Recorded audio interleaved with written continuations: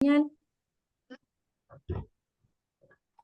Vamos a esperar unos segundos porque también el webinar va a ser transmitido a través de Facebook, justamente para que otras personas que están con este problema de los cortes de luz, aquí estamos en Ecuador con problemas de cortes de luz, entonces puedan visualizar este webinar a través de otras plataformas como Facebook. Entonces quedo atenta a la transmisión de Facebook.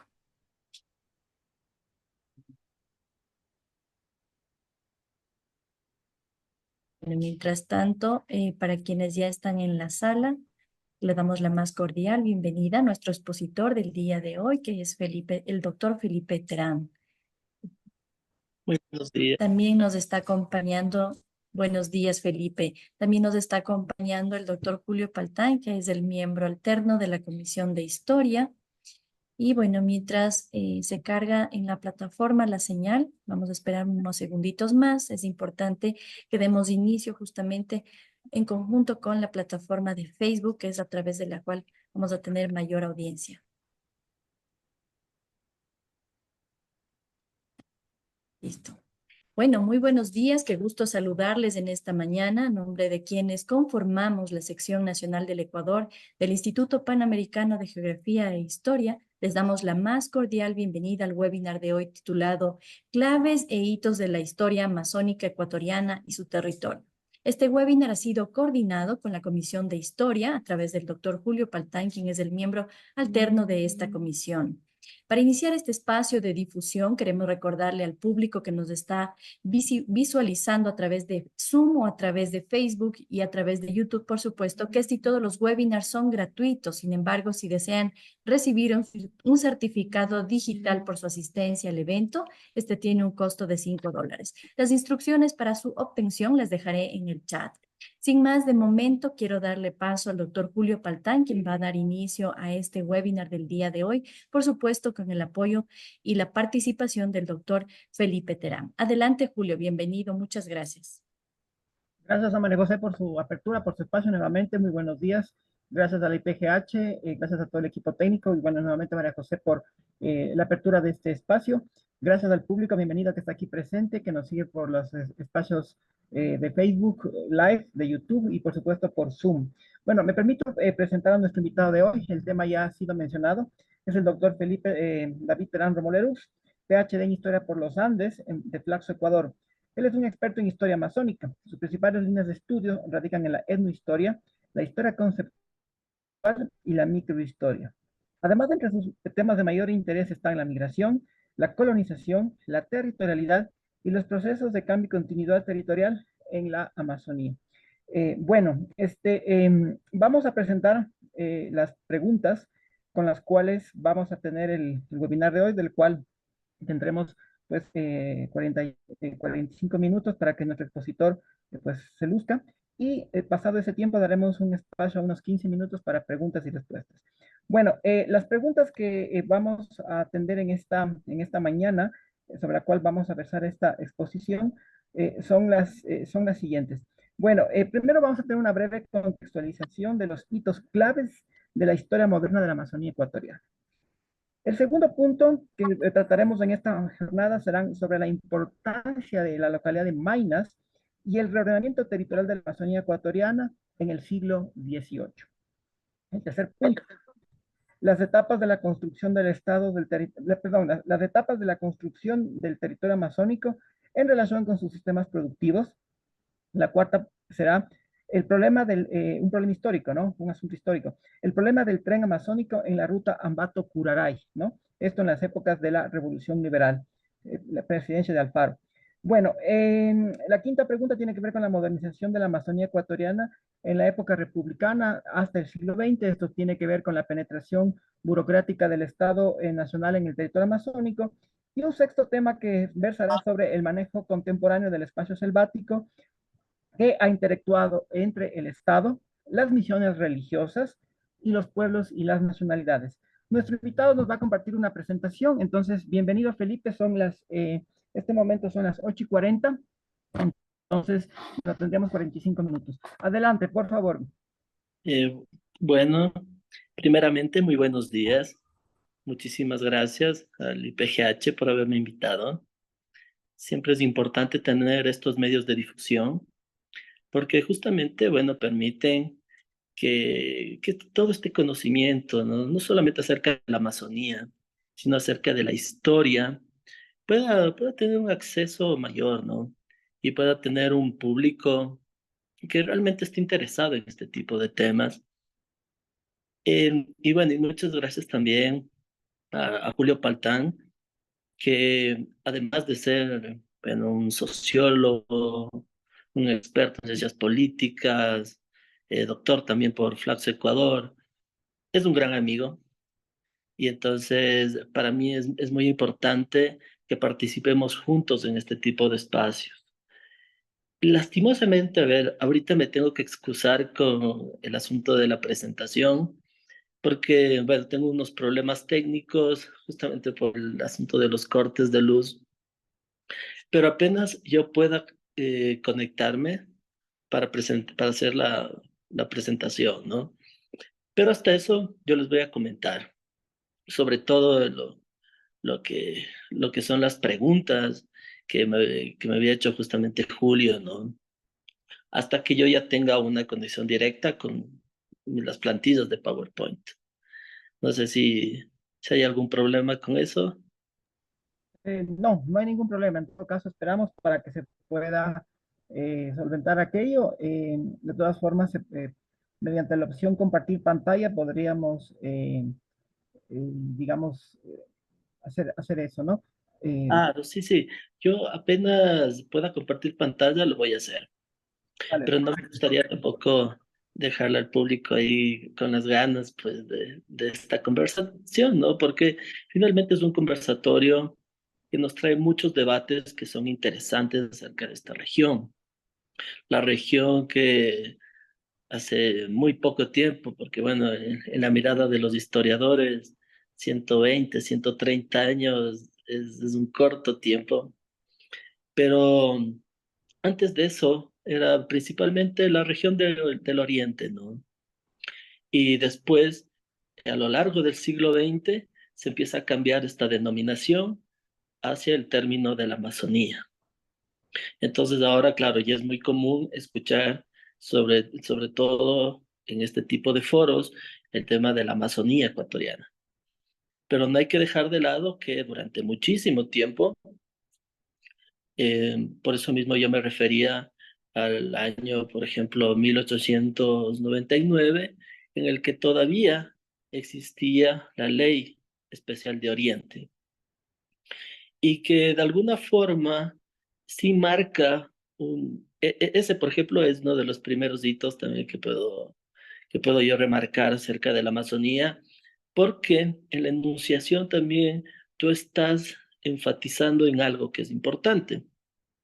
Y esa importancia es en el tema de que no solamente se trata de una región más, sino de que es una región que es parte de una macro región, que es la Gran Amazonía, con la cual se comparte fronteras con Perú y Colombia directamente, pero también están involucradas Brasil, Bolivia y Venezuela, de una u otra forma. Entonces es importante este tema porque, a ver, la delimitación histórica que hacemos es una delimitación de la Amazonía a partir del periodo de conquista, pero no vamos a hacer un análisis precolombino, sino más bien lo que yo llamaría la Amazonía ecuatoriana y su modernidad, que es justamente este momento en el cual hay otro tipo de colonización, hay otro tipo de migraciones y hay otro tipo de formas de administración del territorio selvático en este caso. Entonces, a todo eso, toda esa composición que se da durante más de 500 años es lo que yo denomino la modernidad en la Amazonía. Y aquí hay varios actores que son muy importantes, predominantes. Los primeros, ciertamente, son los pueblos y nacionalidades indígenas de la Amazonía, pero también están las misiones de la Amazonía, que cumplieron un rol preponderante durante todos estos años. Recordemos que gran parte de la administración del Imperio Hispano, de la corona, fue justamente regentada en el territorio americano por las misiones religiosas. Y a esto se lo llamó el patronato regio. Entonces, muchas formas de organización, sobre todo posterior a lo que fue la gran rebelión de los encomenderos en el Perú, se pasó a una administración más eclesial de los territorios americanos. ¿Por qué? Porque de alguna forma había que contrarrestar toda esa vorágine que venía de las empresas encomenderas. Y esto para mí es muy importante de señalar porque a partir de esto se da, sobre todo en lo que es América del Sur y los virreinatos del Perú y de Nueva Granada, un cambio muy importante, tremendamente importante, diría yo, que son las reformas toledanas. A partir de las reformas toledanas, algunas congregaciones religiosas empiezan a tomar un mayor poder, una mayor autoridad sobre muchas de las jurisdicciones.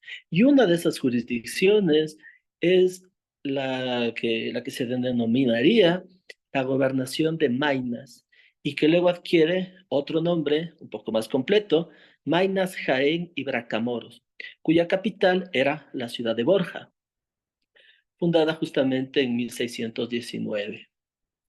Entonces, estos hitos que componen de alguna forma la historia del imperio hispano en el territorio americano, es, es una parte de la historia de la Amazonía, pero no es toda la parte, o sea, no es toda la historia de la Amazonía.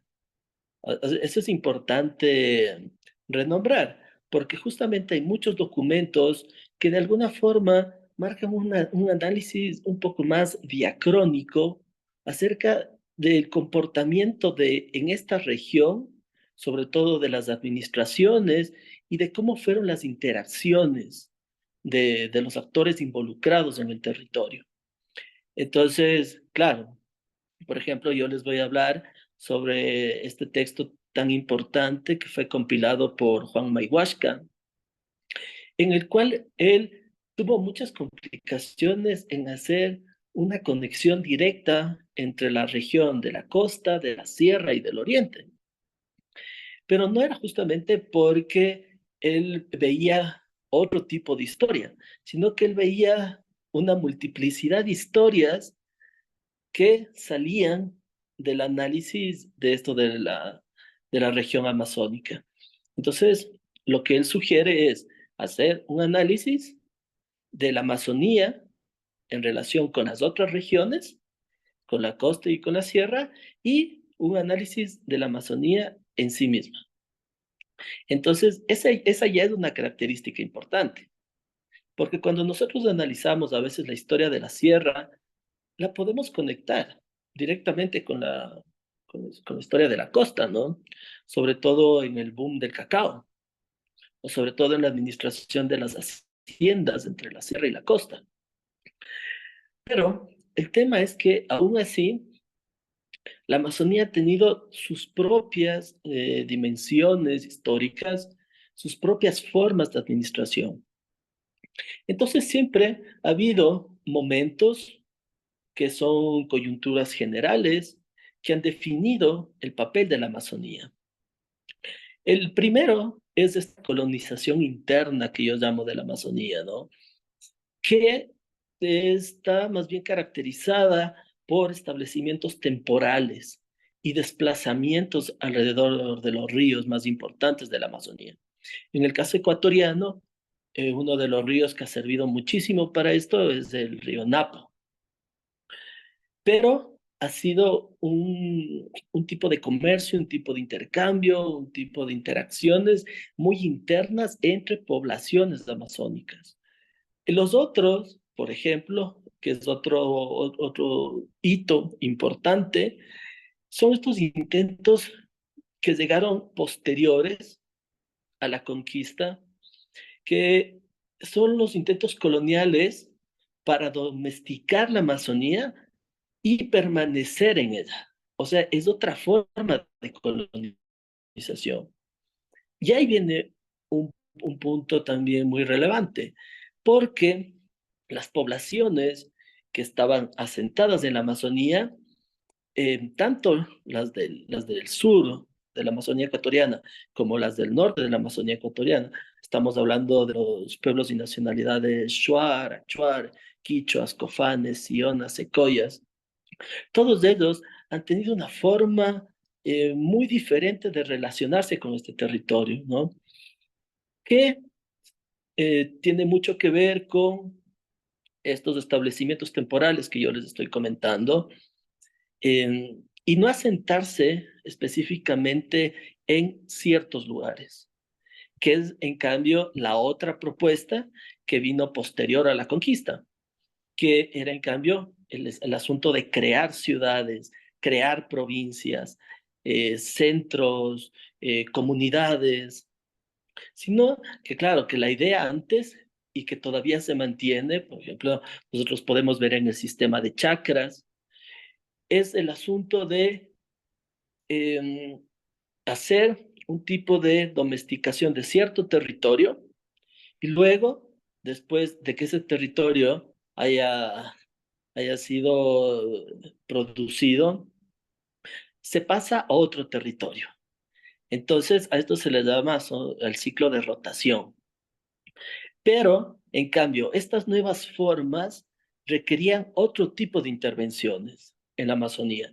Y entonces, por eso la administración de agentes externos a los pueblos que ya habitaban la Amazonía era bastante complicada, porque no había forma de que estas poblaciones se queden encerradas en distintos lugares. Pero esto sucede finalmente con las incursiones de la misión jesuita. Y la misión jesuita llevaba consigo este tema de la contrarreforma, que fue muy importante y que marcó, yo diría, uno de los puntos fundamentales y críticos de lo que fue la historia, no solo en la Amazonía, sino de América. Y en otros lugares donde también estaba la congregación de los jesuitas. Entonces, lo que hacen ellos es que ante un panorama general de explotación de los recursos de la Amazonía, recordemos que este asunto del petróleo, por ejemplo, y de la minería no es nuevo. Lo del petróleo es un fenómeno del siglo XX, pero antes del petróleo hubo la extracción del caucho, y antes de eso también de la quinina, y antes de eso la extracción del oro. Entonces ha habido distintos momentos, ¿no? de explotación de recursos naturales de la Amazonía, y de alguna forma existía un tutelaje justamente por parte de las congregaciones religiosas, que al inicio no eran los jesuitas, al inicio eran los franciscanos, al inicio también eran los dominicos, y que de alguna forma trataban como de contener toda esta vorágine de explotación que había en relación a los recursos naturales, pero tratando también de que no haya mayor conflicto con los pueblos y las nacionalidades que habitaban el sector. Entonces, ante eso, se crea un sistema importante que es el sistema de reducciones.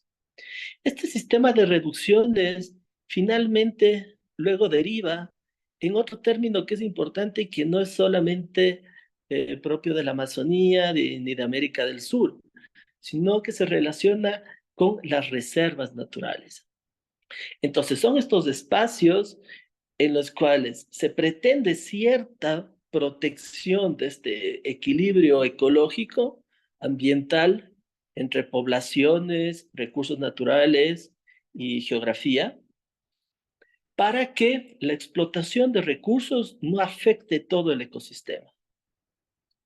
Entonces, ahí ciertamente los pioneros en este tipo de situaciones eran justamente los jesuitas.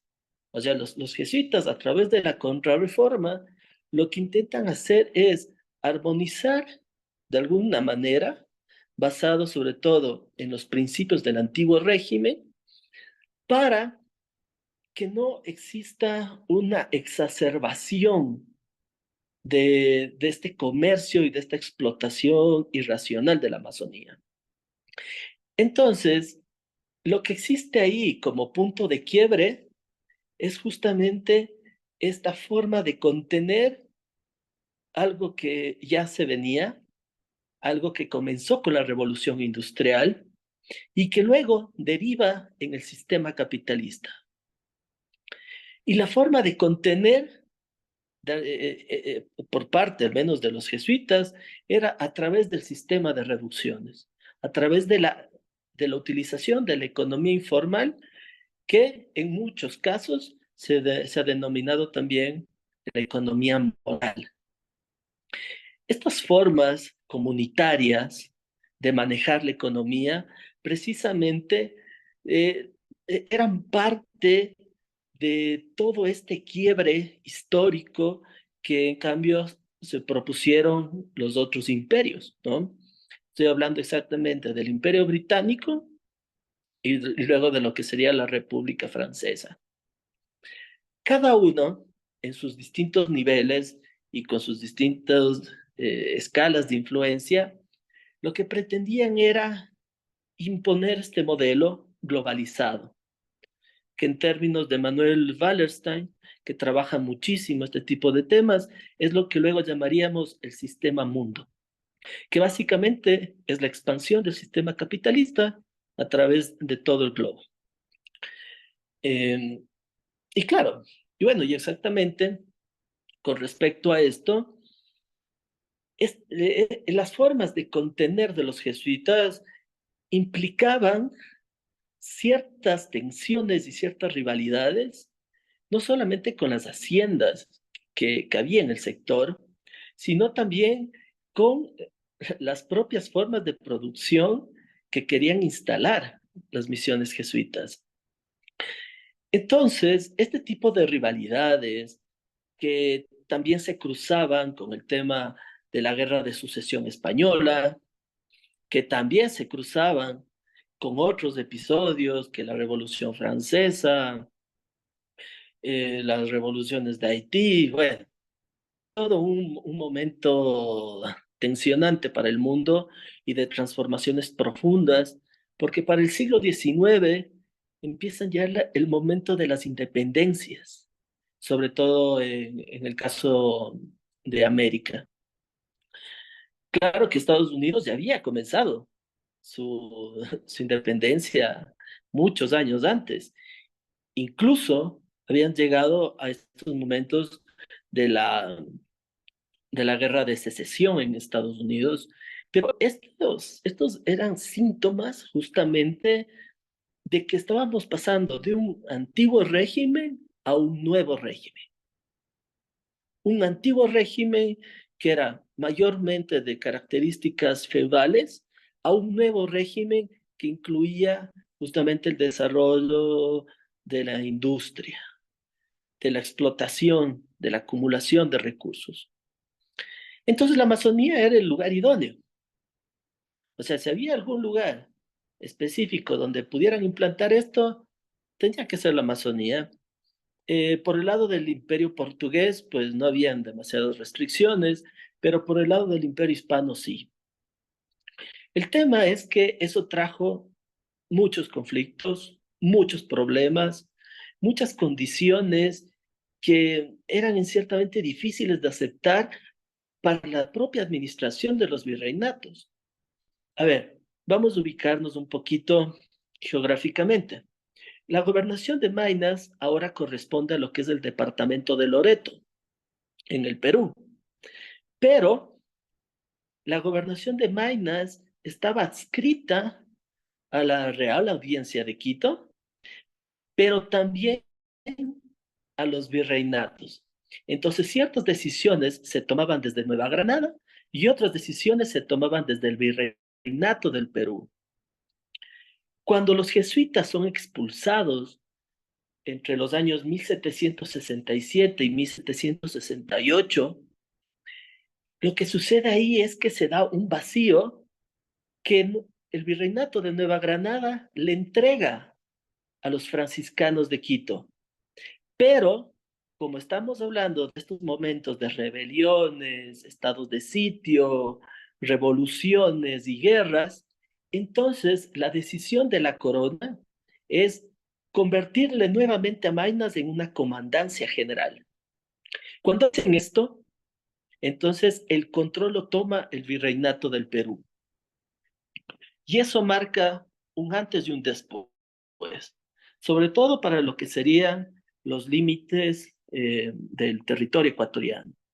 ¿Por qué? Porque hasta ese momento, bueno, primero que no había territorio ecuatoriano, era la provincia de Quito, la Real Audiencia de Quito, o sea, por cédula real, se otorgaban este tipo de jurisdicciones y de administraciones, pero el tema es que habían otras en una mayor jerarquía.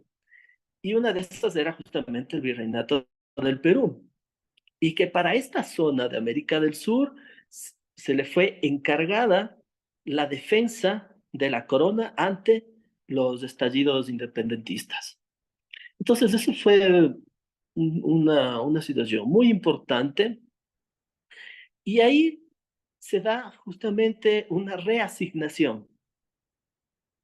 Y todos los territorios que correspondían justamente a Iquitos, a lo que nosotros, por ejemplo, hablando de los ecuatorianos, entendíamos como territorio nacional hasta, hasta 1941, realmente por cédula real habían sido ya reasignados al virreinato del Perú por un tema de defensa del territorio.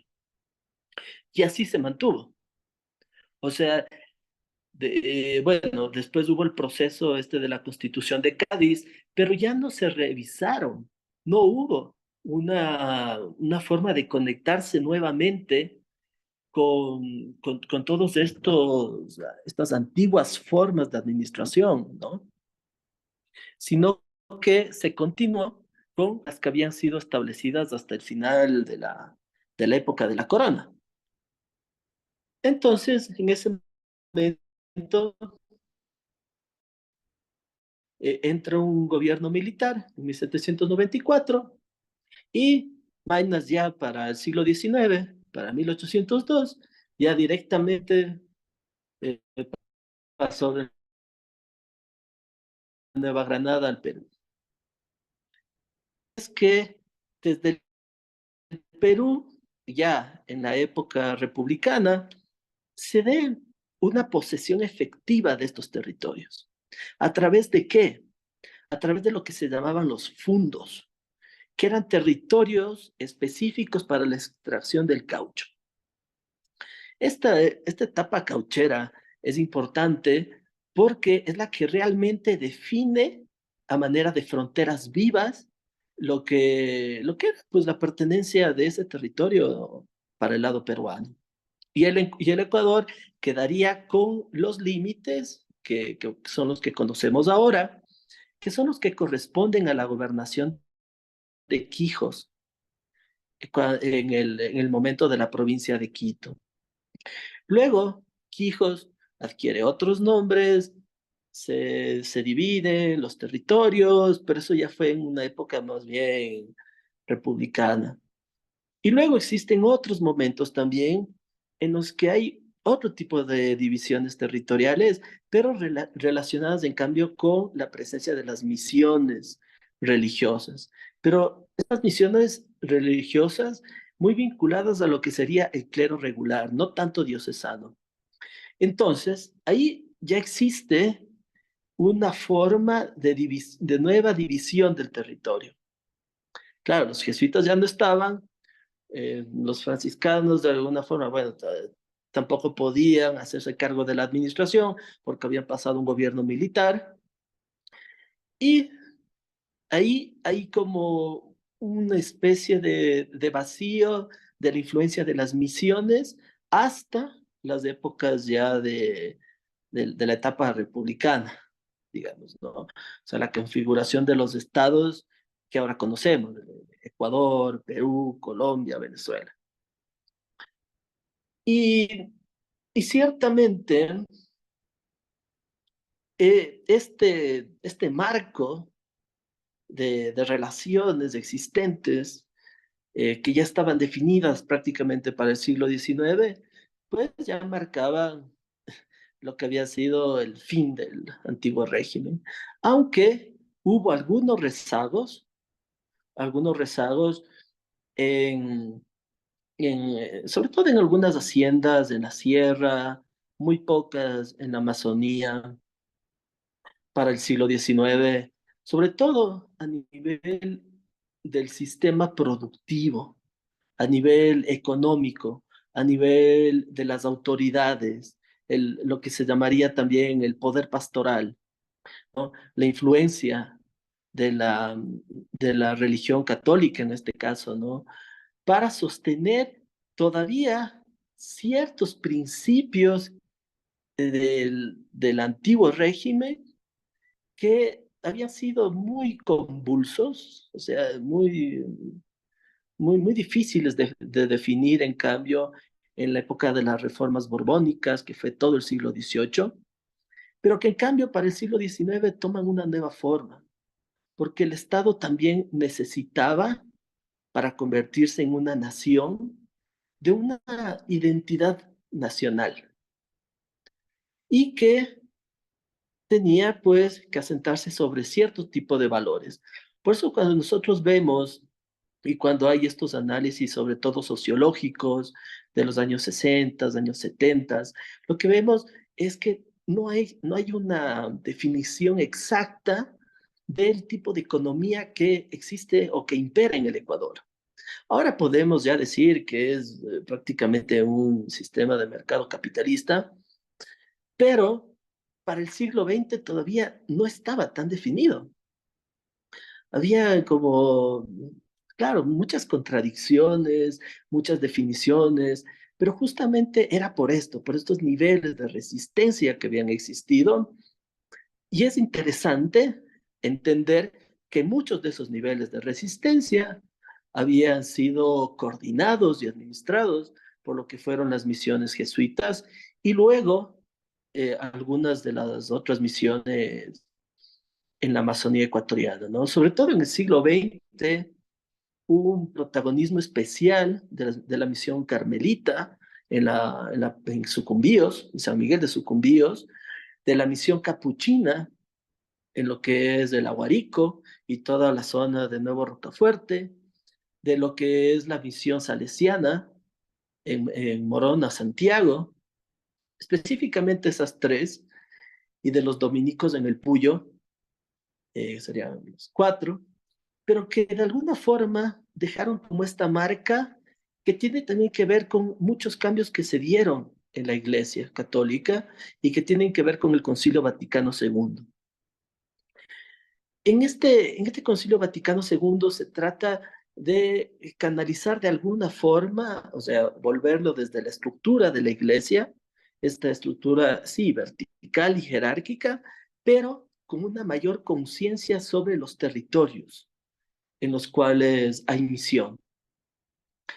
Y ahí es que también se retoma una forma de articulación, pero siempre va a estar relacionada, como les he estado comentando, con estas ambigüedades muy propias del sistema capitalista, o sea, muy propias de estos momentos de explotación intensiva de los recursos y de cuál es el cuidado que finalmente adquieren las comunidades y las poblaciones que viven en estos sectores. Entonces, esta ha sido como una impronta de lo que yo llamaba, pues desde el inicio, la modernidad en la Amazonía, que es una impronta de ambigüedades, conflictos, pero también resistencias y formas de entender que el territorio, al menos el amazónico, no es solamente una fuente de explotación de recursos. Esta es una de las banderas también mucho de los movimientos ecologistas y de muchas ramas de las ciencias, ¿no? No solamente de las ciencias sociales, sino también de las ciencias naturales. Entonces, dentro de todas estas programaciones, seguimos avanzando en los años, llegamos al siglo XX, pasamos ya por la Revolución Liberal y nos encontramos con el tema del ferrocarril. Este proyecto del ferrocarril vino tiempo antes de la Revolución Liberal, ciertamente, desde la época de Gabriel García Moreno, era una forma de integración entre Quito y Guayaquil, porque Guayaquil, a partir del boom del caucho, del cacao, perdón, había adquirido un protagonismo importante, un protagonismo que no lo había tenido realmente a nivel de aparato productivo nacional. ¿Por qué? Porque el boom del caucho no nace específicamente en la ciudad de Guayaquil, sino a sus alrededores y sobre todo comienzan en Manabí y en la provincia de Los Ríos. Pero todo esto se va extendiendo y era ya una necesidad imperante la construcción del ferrocarril. Eloy Alfaro concreta la obra, pero en medio de la concreción de la obra del gran ferrocarril ecuatoriano, lo que sucede ahí es que el Estado no tenía realmente para pagar la construcción del ferrocarril. Lo que se dio era una concesión, una licitación a cambio de tierras. Entonces, alrededor de toda la extensión de lo que es el ferrocarril, imaginémonos, estamos hablando de cerca de 500 kilómetros de extensión, lo que se da es la entrega de tierras, de todas las tierras aledañas, a la compañía que construyó el ferrocarril. En ese momento, a ver, estamos hablando para 1906, la construcción del ferrocarril llega a Ambato. Y el ferrocarril finalmente se inaugura en su ruta más extensa, que era la Quito-Durán, para 1908. Entonces, 2 años antes, cuando el ferrocarril ya estaba construido hasta Ambato, lo que sucede es que surgen fuerzas vivas en Ambato que en un primer momento estaban a favor de la construcción de un ferrocarril que vaya desde Ambato hacia el Curaray. ¿Qué es el Curaray? Es una zona en la Amazonía ecuatoriana que era el centro de la explotación cauchera en el Ecuador. Entonces, el problema ahí es que esta fue una iniciativa un tanto tardía para la época, porque la explotación del caucho no tuvo la misma fuerza ya para el siglo XX y solo tuvo algunos puntos importantes para la Primera y para la Segunda Guerra Mundial. Entonces ya no era un producto que pueda sostener primero la inversión de construir un ferrocarril y segundo, que sostenga la economía ecuatoriana. Entonces, lo que sucede en ese momento es que justamente en el gobierno, desde el gobierno de Leonidas Plaza hasta lo que luego fue el segundo periodo, que sería el último de Eloy Alfaro, entonces ya estaban con todas las intenciones de hacer otro tipo de concesión para este tramo Ambato-Curaray, pero había que conceder igualmente las tierras que estaban aledañas al tren. Y esa condición fue justamente lo que llevó al fracaso de la construcción de este tramo del ferrocarril.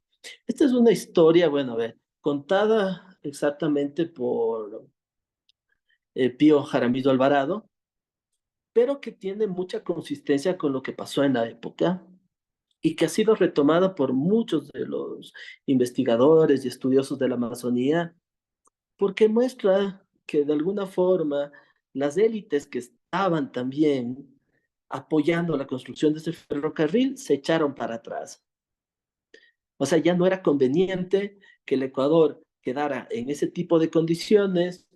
En ese momento, en cambio, era una concesión directa, específicamente con el conde de Charnacé, francés, y esto ya no era conveniente, pues, para todos los hacendados que tenían sus propiedades, tanto en lo que ahora es la provincia de Tungurahua, como en lo que ya era la provincia de Pastaza.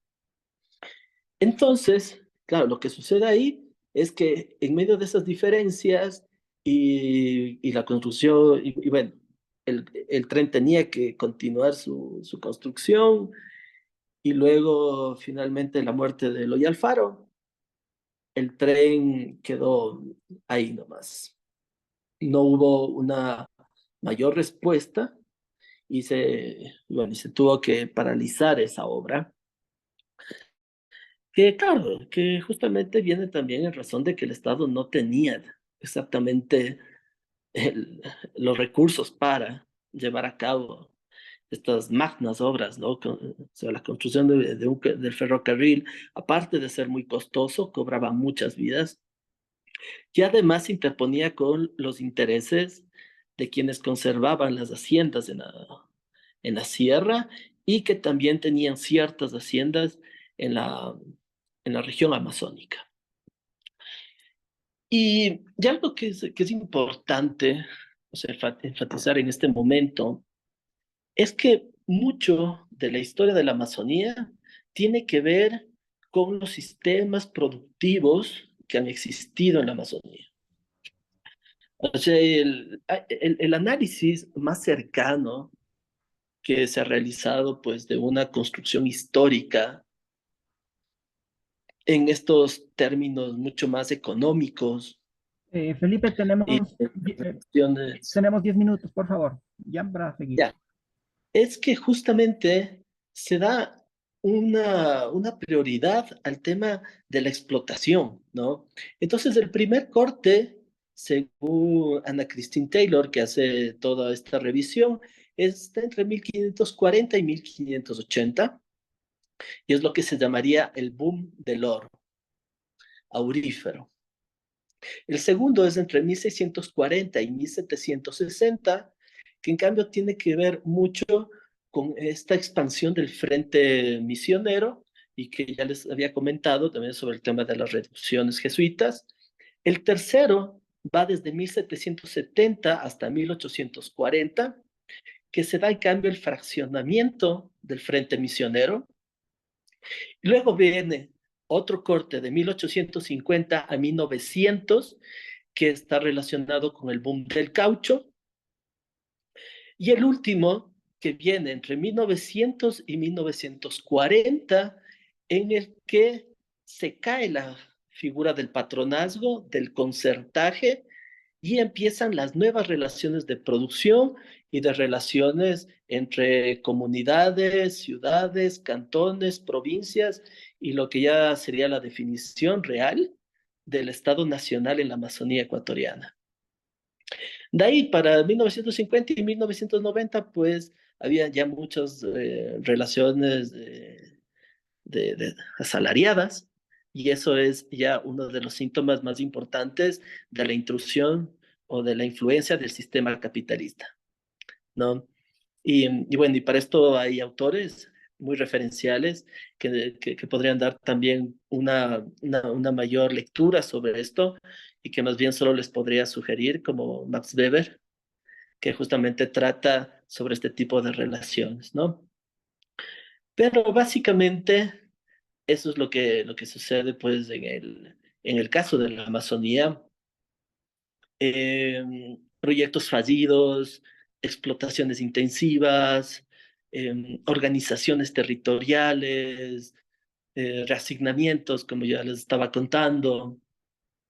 Pero también hay una etapa que es importante, que es la etapa final, que es la etapa de la modernización de la Amazonía ecuatoriana, que se da sobre todo en el siglo XX, y tiene mucho que ver con estas otras congregaciones religiosas que yo les decía, carmelitas, josefinos, dominicos, capuchinos, salesianos, franciscanos y muchas otras diócesis también del clero secular que tomaron ya mayor fuerza en el siglo XXI, pero que presentan justamente cuál era la relación directa entre las reservas naturales que yo les contaba.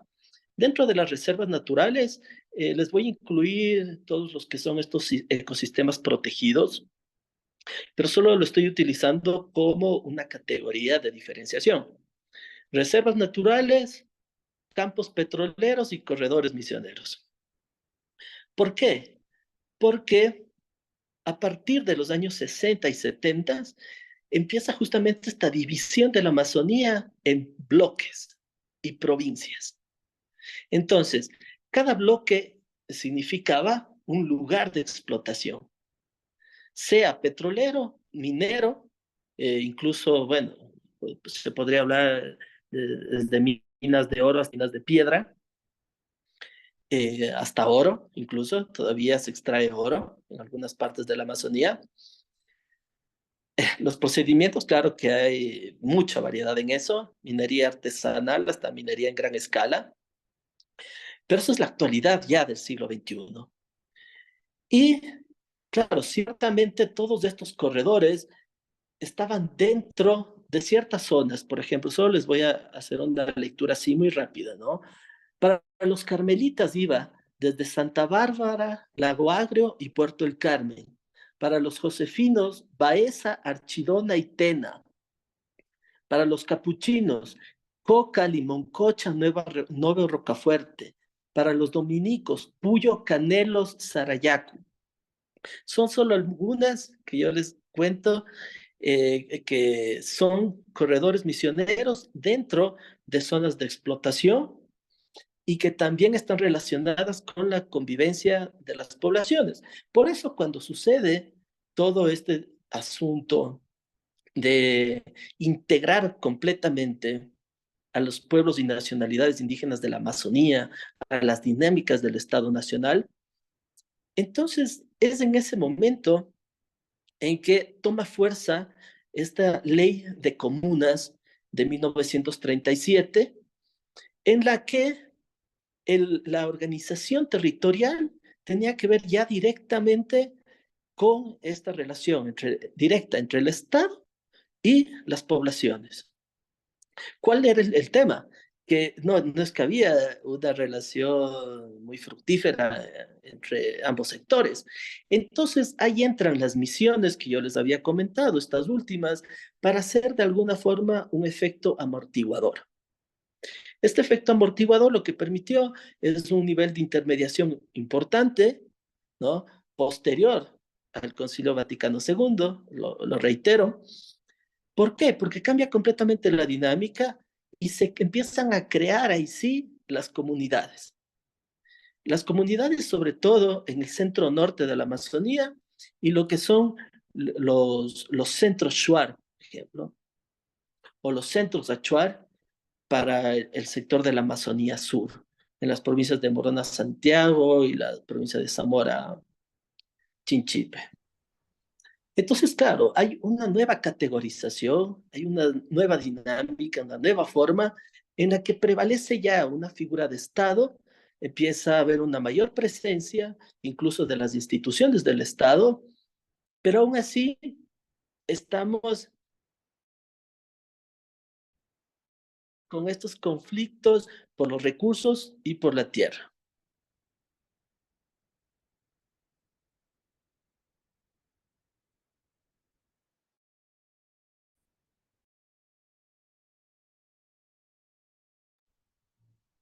Hola,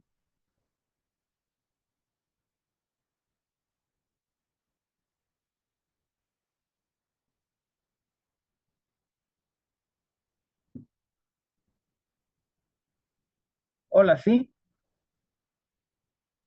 Julito, ¿me escucha? sí, ¿Cómo está? adelante. ¿Con quién Y tengo el gusto? Muy con, buenos días. con Bueno, ya Francisco volví. Cabrera. tuve una Ah, salida. Francisco, sí. Hubo una intervención técnica. Sigamos, por favor, que está finalizando nuestro invitado, por favor. Sí, por favor, sigamos. Ayúdenos, Francisco, por favor. Bueno, Perdón, bueno, perdón. salida así como... Mil No se disculpas, preocupe. hubo una falla técnica. Sí, ya estamos Pero todo finalizando. bien. El autor ya está dando los últimos puntos para pasar ya a las preguntas del público. Sí, sí, porque como me habías dicho también 10 minutos, entonces pasemos a las preguntas. Ya, bueno, son ya 10 y 20, 9 y 26. Creo que está bastante bien cubierto de manera muy sucinta lo que nuestro amigo Felipe nos ha expuesto en esta mañana con las preguntas que le hemos planteado. Lo tenemos nuevamente ahí en pantalla. Entonces, no sé si Francisco tal vez me ayuda con las preguntas que haya en el YouTube o en el Facebook. Entre tanto, Claro. yo acá por medio del Zoom, pues conmino a las personas aquí presentes a que pues se manifiesten con preguntas o comentarios para nuestro invitado que pues ha trabajado con mucha solvencia, con bastante profesionalismo, ha hecho mucho trabajo de campo en la Amazonía y conoce las peculiaridades de este territorio que pues ha tenido una muy peculiar forma de evolución histórica, económica, social, cultural, distinta a lo que quizá pues fue en el periodo virreinal de la Sierra y luego el periodo republicano. Entonces, la integración de este territorio a la Amazonía tuvo sus bemoles muy propios y quizá eso explica por qué fue un territorio que ha tenido lo que ha tenido como conflictos y como particularidades. Bueno, adelante, por favor, las preguntas del público.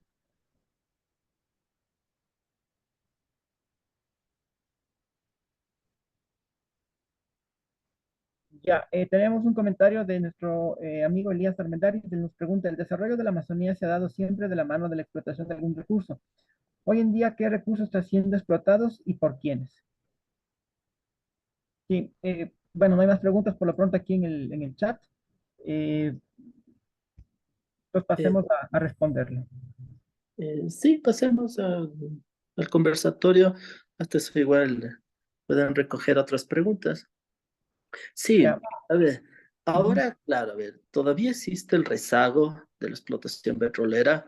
A nivel nacional también existe una dependencia, aunque también existen unas ambigüedades muy importantes sobre el tema de ahora, en la actualidad. Es importante reflexionar sobre qué tan rentable sigue siendo la explotación petrolera, justamente por el tema de la importación de productos para el refinamiento y para la explotación misma del petróleo, ¿no? Ahora, en la zona sur de la Amazonía, lo que se ha llevado la mayor atención son las empresas mineras de minería a gran escala, donde está justamente Fruta del Norte y otra empresa más, que justamente, pues, ah, o sea, están haciendo casi la misma actividad que es lo que se ha hecho durante todos estos 500 años de registro que yo les he comentado. Y no se sabe exactamente cómo va a quedar el ecosistema luego de este tipo de intervenciones, claro, porque las empresas, sobre todo ahora, nosotros podemos decir que es una empresa canadiense, pero no sabemos realmente de dónde proviene el capital. Porque ahora, a manera de acciones y de este sistema capitalista que es mucho más financiero, mucho del capital viene de Asia, exactamente desde China y de otros países también que tienen intereses, sobre todo de expansión geopolítica, y que claro, cuando uno trata de entender, por ejemplo, cuál es el manejo que se da en Canadá sobre este tipo de temas, como es la minería, no exactamente se van a manejar bajo los mismos criterios en otros países, porque estamos hablando de consorcios y de corporativos que, aparte de tener esto, como les digo, otros capitales, la proveniencia de otros lugares, de otros destinos. Además, también está el tema de cómo el Estado receptor, en este caso el ecuatoriano, está negociando estos territorios. ¿Y qué es lo que está pasando ahí, en cambio, con el tema de las consultas previas? ¿Y qué está pasando ahí con el tema de la mitigación del impacto ambiental? Son muchas preguntas que se debería hacer directamente también al Estado ecuatoriano. Claro, y saber en qué tipo de condiciones se están haciendo estos contratos, ¿no? Como siempre, pues finalmente se conoce, se puede tener un entendimiento, pero siempre es necesario que exista un mayor acceso a la información para saber cuáles son los recursos que exactamente se quiere explotar y de qué manera. Porque la otra forma de explotación, que es esta explotación a pequeña y a mediana escala, tampoco es beneficiosa si se la hace de una manera ilegal, porque también afecta muchísimo el, el ecosistema y también la seguridad de las poblaciones, ¿no? Y sobre todo este fenómeno se está dando mucho en las fronteras, específicamente esto que está pasando en la frontera sur del Ecuador, donde también están relacionadas grupos de delincuencia organizada. O sea, son temas, o sea, bastante importantes, o sea, de seguridad interna del país. Y que claro, y que también cuando se empieza a hacer un análisis mucho más profundo de esto, encuentras también esta conexión con las empresas madereras y todo ¿no? Este tráfico de tierras y de productos que finalmente es como que nos dicen que no ha existido, o sea, mayor cambio en el sistema de explotación intensiva de la Amazonía. Correcto, tenemos dos preguntas más justamente. Elías Armendáriz pregunta nuevamente, la iglesia al parecer ha sido de alguna manera el único freno a la expansión extractivista. ¿Qué papel juegan las misiones hoy en día? ¿Ya juegan un papel político acaso hoy? Bueno, y también Renan Ruiz nos pregunta, ¿considera que el cambio en el uso del uso de suelo en la Amazonía de selva a otros usos desde la explotación petrolera los últimos 50 años ha sido mayor que el realizado desde la conquista española 500 años? Creo que da a entender un poco a la intensidad de los ciclos extractivos lo que nos están preguntando. No sé si Francisco, tal vez hay preguntas en el Facebook Live o en YouTube. Julito, no, no tenemos ninguna pregunta en Facebook.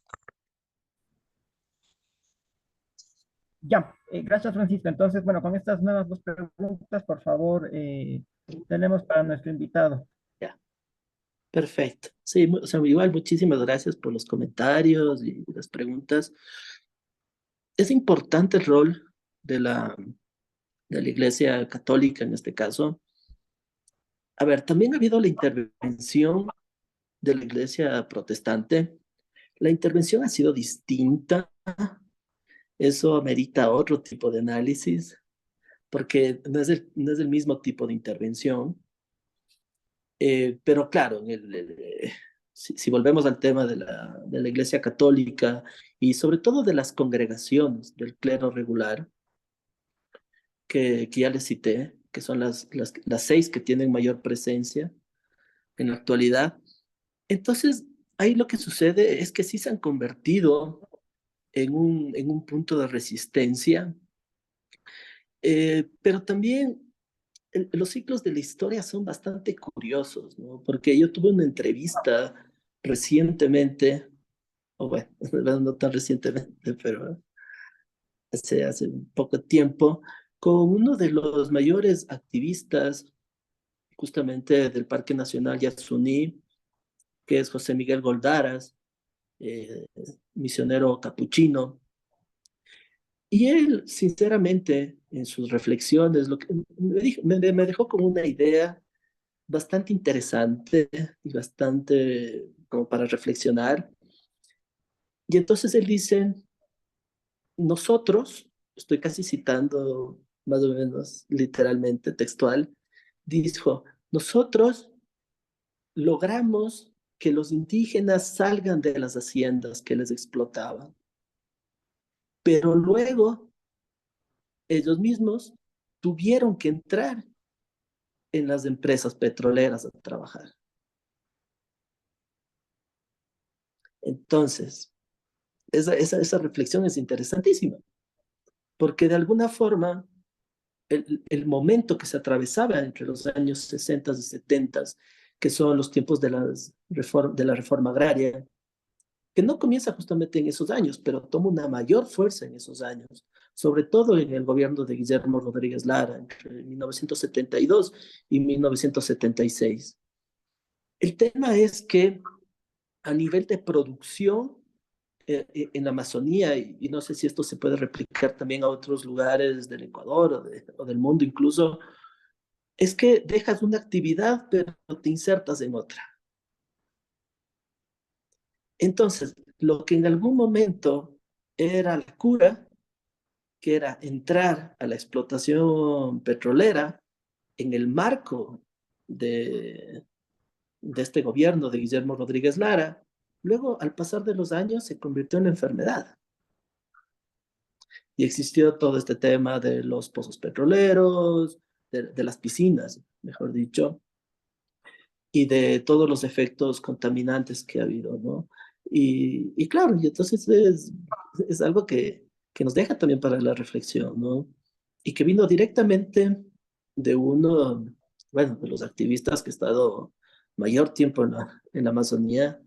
Él lleva ya más de 50 años ahí, y entonces esa fue su conclusión. Entonces yo también ahí les dejo pues esas palabras para que también sea parte de la reflexión de esta jornada, ¿no?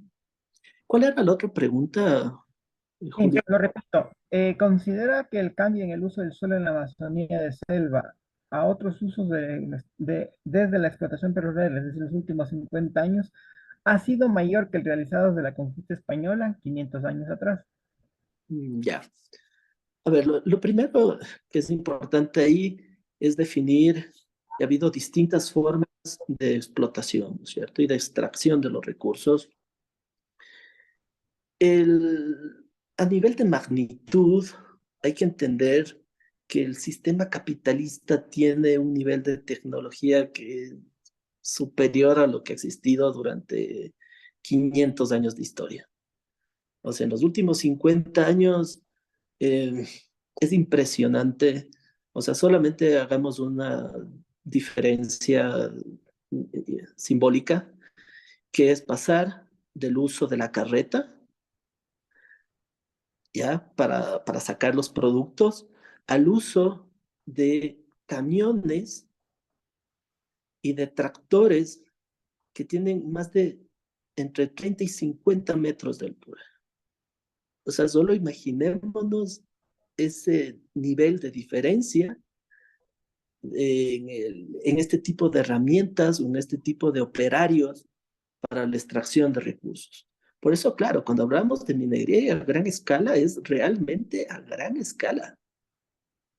O sea, es algo que solamente conociendo los lugares o conociendo ciertos sitios que han formado parte de este tipo de explotación, pues uno se puede dar cuenta.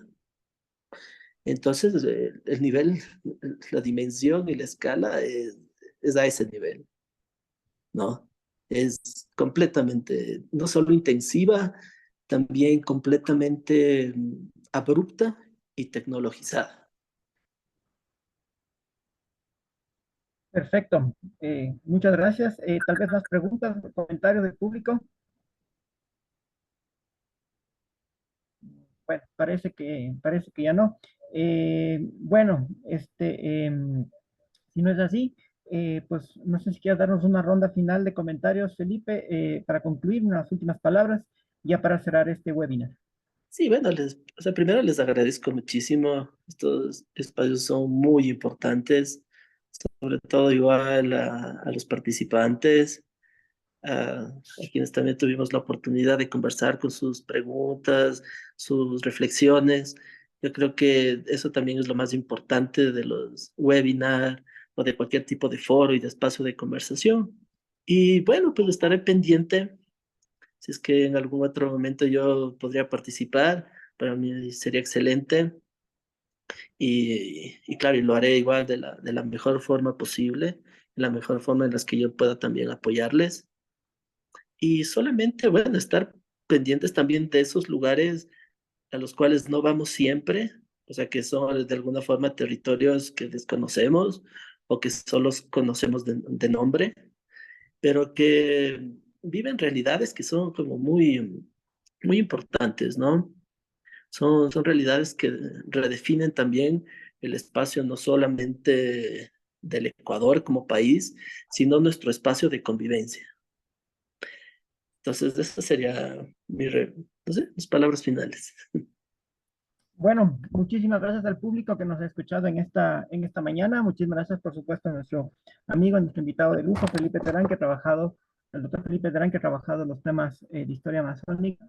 Hemos tenido una muy buena exposición en referente a lo que tiene que ver pues, con la historia masónica, el rol de las misiones, los conflictos extractivos, la incorporación al Estado Nacional, las relaciones interétnicas que tienen sus peculiares bemoles, los procesos o los momentos de integración comunicacional y de infraestructura de ese territorio al espacio del Estado Nacional, como fue el caso del tren del Curaray, una experiencia bastante interesante y muy poco, digamos, conocida del periodo liberal, de la Revolución Liberal.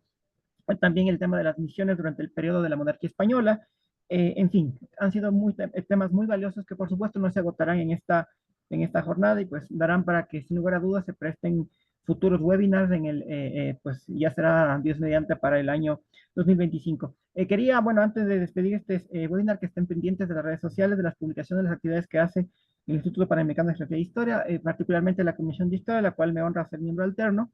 Estaba mencionando al inicio de que para el 20 de noviembre tendremos en la Universidad Andina Simón Bolívar un foro sobre historia de la ciencia en el Ecuador, pioneros, corrientes e instituciones promotoras de las ciencias, tanto naturales como de las ciencias sociales de nuestro país. Repito, esto será el día 20 de noviembre en la Universidad Andina Simón Bolívar, en el Salón Manuel Lasáñez. Con la debida antelación se conocerá la agenda, se conocerán los panelistas. Estamos justamente trabajando en aquello. Quedan ustedes cordialmente invitados. Les agradecemos nuevamente pues, al público aquí presente, al IPGH, a sus autoridades, a sus funcionarios técnicos y pues igualmente al público aquí presente. Gracias a todos por su presencia. Tenemos saludos de Ramiro Pazmiño Ordea, que nos da una gran felicitación a nuestro expositor y pues se siente muy satisfecho por el que él ha compartido su investigación. Cabe decir que esta es parte de la investigación doctoral de Felipe, pues con la que se titulado, con la que se tituló, mejor dicho, a inicios de este 2024. Bueno, entonces seguimos presentes, seguimos adelante, es un cordial abrazo, una felicitación a nuestro invitado, gracias al público, y nuevamente pues estemos pendientes de las actividades que pues se estarán programando para lo que queda de este año y el año que vendrá. Muchísimas gracias, un excelente día, saludos a todos, pues que pasen muy bien y un gusto verlos aquí, un excelente día.